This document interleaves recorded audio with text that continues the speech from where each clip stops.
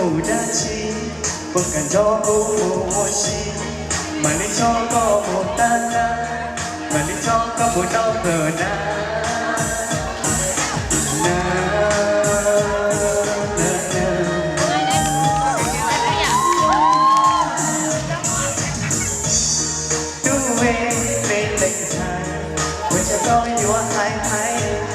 em có cả gió của nụ hai mùa của nhiệt độ tây nhá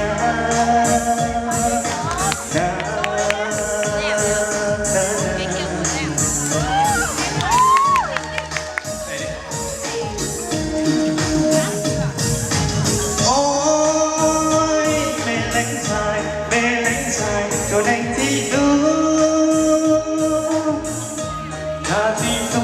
ta bầu na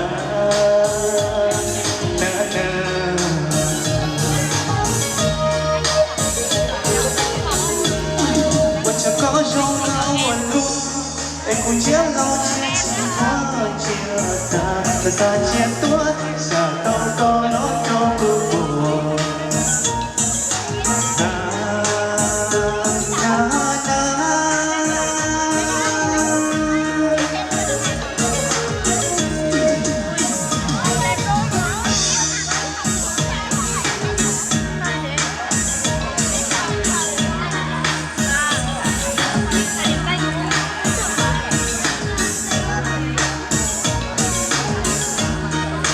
cho một tràng vỗ tay được không ạ?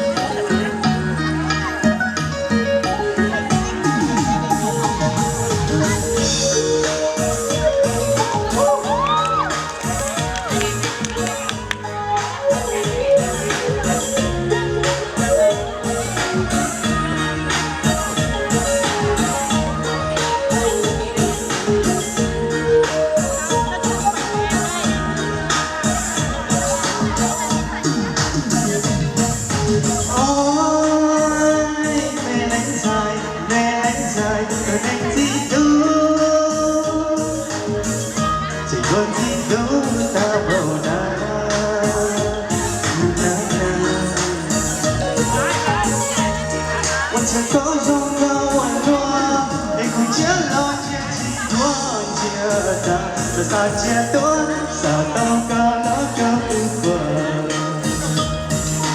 na na na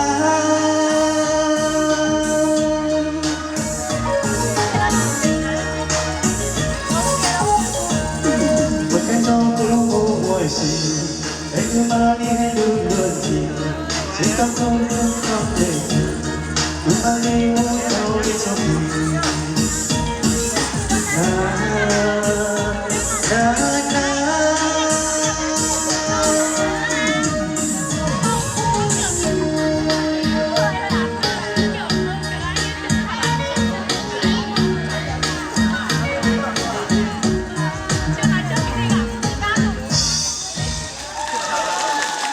Vâng, một giọng ca quả là rất hay.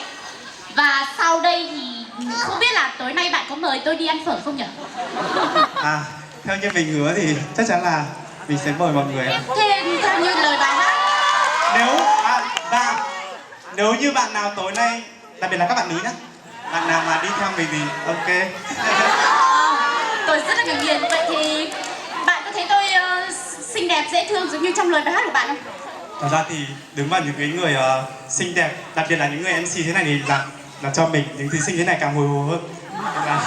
Thực sự là tôi đã bị đổ gục trước những cái lời nói của bạn. Và ngay sau đây thì xin mời bạn hãy bốc câu hỏi của mình.